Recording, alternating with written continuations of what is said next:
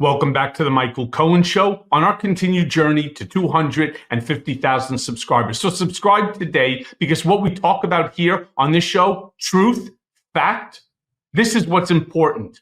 And the thing I want to talk about right now is Trump and his continued threats for new tariffs against Mexico, against Canada, against China. And remember, 27 out of 29 top U.S. economists have said that if those tariffs come true and that they come to fruition, it will be an economic disaster for this country. So get prepared for it, because here's the post about Mexico and Canada put out by Trump. As everyone is aware, thousands of people are pouring through Mexico and Canada, bringing crime and drugs at levels never seen before. Right now, a caravan coming from Mexico, composed of thousands of people, seems to be unstoppable in its quest to come through our currently open border. On January 20th, as one of my first executive orders, I will sign all necessary documents to charge Mexico and Canada a 25% tariff on all products coming into the United States and its ridiculous open borders. This tariff will remain in effect until such time as drugs, in particular fentanyl, and all illegal aliens stop this invasion of our country. Both Mexico and Canada have the absolute right and power to easily solve this long simmering problem. We hereby demand that they use this power, and until such time that they do, it is time for them to pay a very big price. I don't even know where to start with the inaccurate statements of that. If you think that they're coming in by bus, or that this is something that is done in concert with the Mexican or the Canadian government, that would just be a lie. It is not. Many come into this country, in ways where they are by foot, they get picked up by ICE, they end up getting a ID number. They then end up getting a date they're required to come to court. Many of them don't. We lose track of them. Agreed. You have never once heard me say that our immigration process, our immigration laws are antiquated, that they don't work. They actually haven't worked in almost 5 decades. But this nonsense about this open border, go ahead. Try to pass through the Canadian border on either side and see what happens. You think they're just driving in, that there's no border security that's standing there? The whole thing is nonsensical. The whole thing is just nonsensical. Now, I want you to look at some reactions. All right. And here's what Eric Trump had to say about his father's new tariffs. Remembering what I said to you at the beginning. 27 top U.S. economists had said this is problematic for the future of our economy. Play the clip. Tweet. You want to allow drugs to come through our southern border? We're going to tariff you. You want to allow them to come through Canada? We're going to tariff you. China, if you're going to allow this stuff to get sold in our country, largely produced in China, we're going to add another 10% to your share. We are going to cost your countries, your economies. We're going to cost your businesses billions, hundreds of billions of dollars. If you think you're going to poison Americans, it's not going to happen. You're not going to destroy our youth. You're not going to destroy our society. You're not going to destroy our families. You're not going to do it. It's going to cost you. I'm going to put an end to it. Laura, when my father sent that 20 minutes ago, I literally cheered out loud.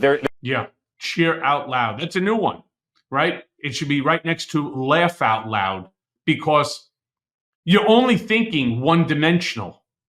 You're thinking that this is going to destroy their economies.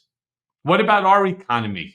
Considering we don't really produce shit in this country, most of the 80% is coming from foreign sources, with I think 50% they claim coming from China alone.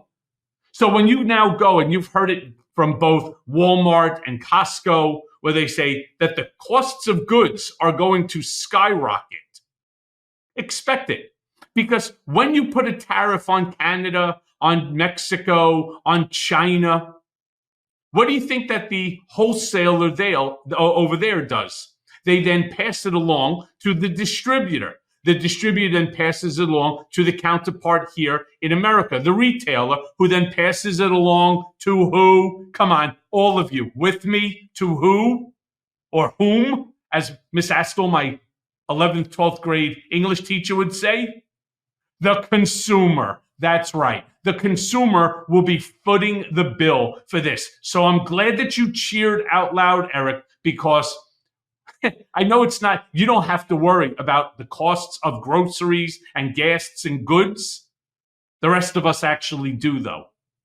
Then Catherine Rampell went on CNN and she dropped truths about Trump's economic plans.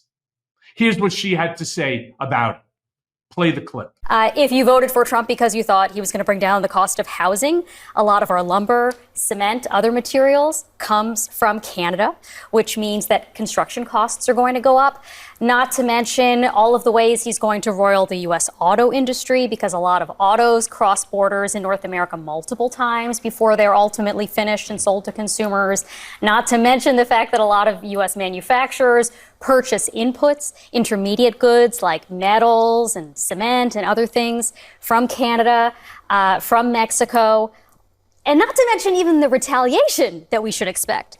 All of which is going to be very bad for consumers, not to mention, again, many of the U.S. workers that Trump allegedly wants to help. You know, I want to remind you, back in 2017, when he tried this tariff stuff the first time, and he placed a tariff on Canada for their aluminum products. Remember, massive amount of our aluminum, our rolled steel aluminum, as well as lumber, comes from Canada.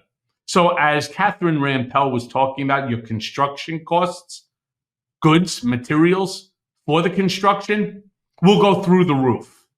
Again, who's ultimately going to pay the cost, the increase? The consumer. And you know, I always talk about, by the way, the point I was making about the aluminum, remember what happened? He then, because aluminum cans, right, became much more expensive, and so he gave them a pass on aluminum. He started giving these out one by one to all these various different companies. They never stuck.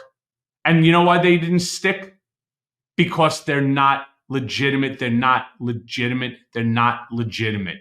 And I always talk about how I love to have, for example, my blueberries for breakfast. That's what I generally eat. Blueberries and a cup of green tea. And how Trump's tariffs are going to spike up these costs.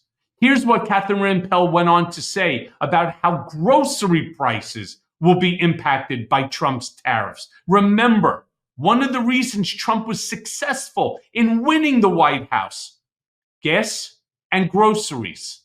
Play that clip. I mean, it is not unexpected in a sense. It may be unexpected to Americans who thought Trump was going to lower their prices. Because if you voted for Trump because you thought he was going to bring grocery prices down, I have some very bad news for you. A lot of our produce comes from Mexico. 2/3 of the tomatoes that Americans purchase are from Mexico. 90% of the avocados that they purchase are from Mexico, just to mention two examples. So that guac is definitely going to cost extra. You're not going to be seeing guac.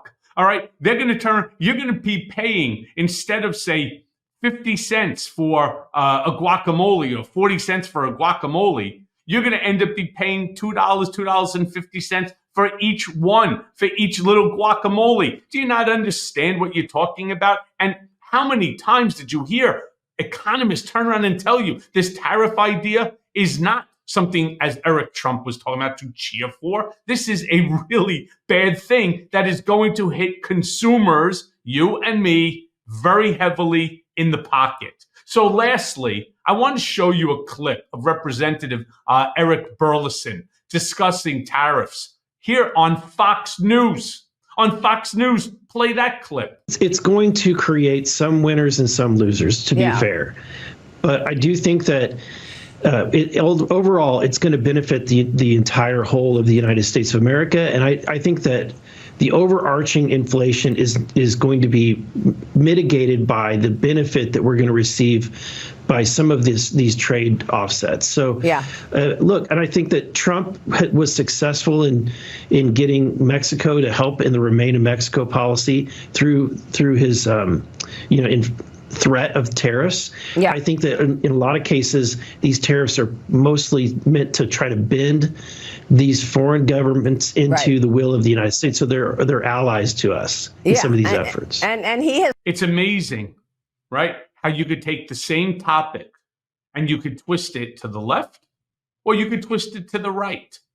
It's why we need more centrists. We need people who want to actually call something what it is. Do you really think that fentanyl is not going to get into the United States? Remember the history of, for example, of drugs in this country. First, there was marijuana. Remember that they were bringing marijuana in these bales and dropping them and so on in the middle of the desert and other places for pickup. And then they did the same thing, for example, in the 90s or the 80s, I should say, in Florida with cocaine, dropping them in the Everglades off of little boats and then, in planes, and they would start getting it. There was always a way. Do you know fentanyl is a pill? And you know how they get it into the country as well?